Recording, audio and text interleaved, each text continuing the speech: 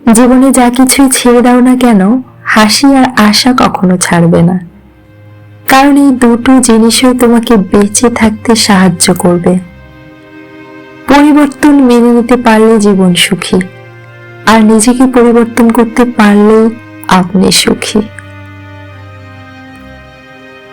দিনের শুরুতে মনে হয় জীবনে পয়সার প্রয়োজন সবচেয়ে বেশি, আর দিনের শেষে এসে মনে হয় জীবনে শান্তির প্রয়োজন সবচেয়ে বেশি।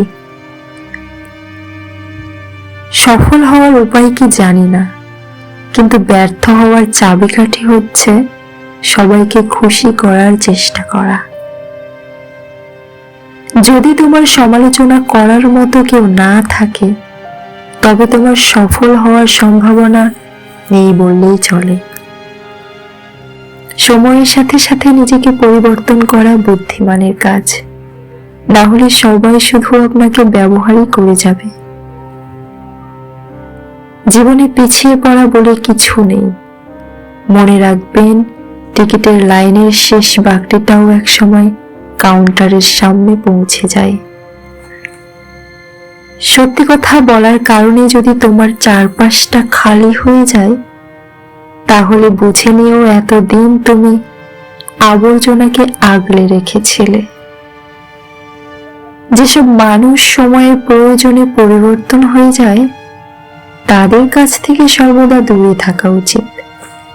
কারণ তারা সুসময়ের বন্ধু, দুঃসময়ের নয়। জীবনে কখনো স্ত্রীকে কাঁদিও না।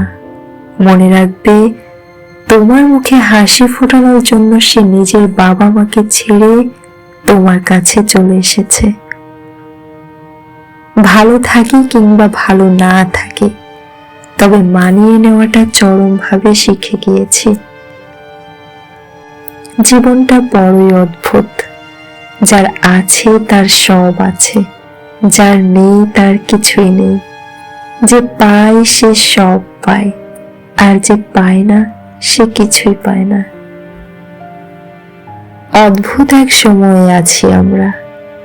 অপরিচিত মানুষ খোঁজ নিচ্ছে কেমন আছি, আর পরিচিত মানুষগুলো সময় পায় না খোঁজ নেওয়ার। সকাল না হওয়া পর্যন্ত ফুলেরাও জানে না সে শ্মশানে যাবে নাকি মন্দিরে যাবে। তাই জীবন যতদিন আছে, নিজের মতো করে বাঁচো।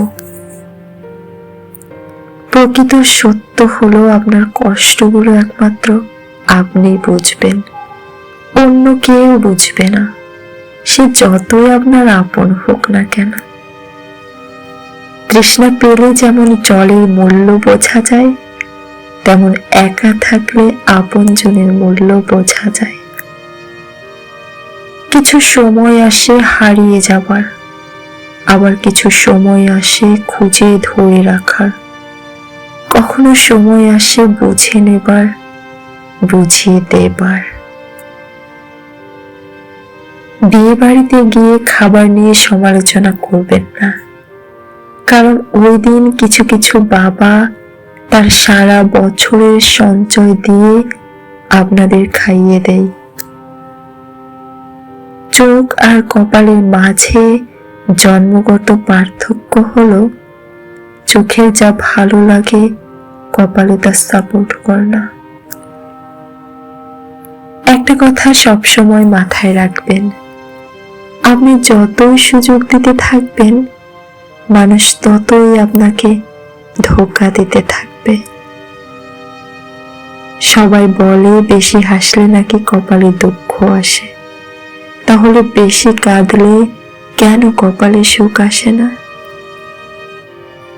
মরার পরেও যদি ফিরে আসা যেত, তাহলে একবার মরে গিয়ে দেখতাম কে কে সত্যি ভালোবাসে আমাকে। কাউকে ভয় দেখেও না, সাহস দিও। লজ্জা দিও না, শিখিয়ে দিও। বোকা বলো না, বুঝিয়ে দিও। রাগ করো না, বুঝতে চেষ্টা করো। এটাই হচ্ছে একটা সুন্দর চরিত্রের লক্ষণ। জীবনে ধাক্কা খাওয়া খুব জরুরি, কারণ ধাক্কা না খেলে জীবনে শক্ত হওয়া যায় না।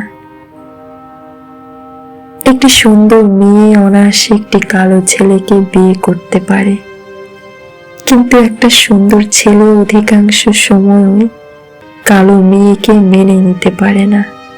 এটাই অপ্রিয় সত্য। অনেক জায়গায় পাঁচিলের গায়ে লেখা থাকে, কুকুর হইতে সাবধান। সমাজের কিছু বিষাক্ত মানুষের গায়ে যদি লেখা থাকতো, মানুষ হইতে সাবধান, তাহলে মানুষেরা রক্ষা পেত। পা না ভিজিয়ে হয়তো সাগর পাড়ি দেওয়া যায়, কিন্তু চোখ না ভিজিয়ে জীবন পাড়ি দেওয়া অসম্ভব। ভালোবাসা এবং বিশ্বাস দুটোই খুব দামি জিনিস, যেটার মর্যাদা সবাই দিতে পারে না। ভরসা তাকেই করো যে তোমার এই তিনটি জিনিস বুঝবে। নাম্বার 1, হাসির মাঝে লুকিয়ে থাকা কষ্ট।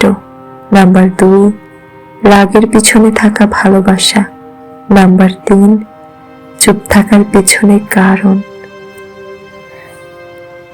মন তাকেই দেয়া যায় যে ভালোবাসার বদলে ভালোবাসতে পারুক বা না পারুক, অন্তত সম্মানটুকু করতে জানে। পৃথিবীতে আত্মা বা রক্তের সম্পর্ক বলতে কিছুই নেই। স্বার্থ যতক্ষণ, সম্পর্ক ততক্ষণ। স্বার্থ শেষ, সম্পর্ক শেষ।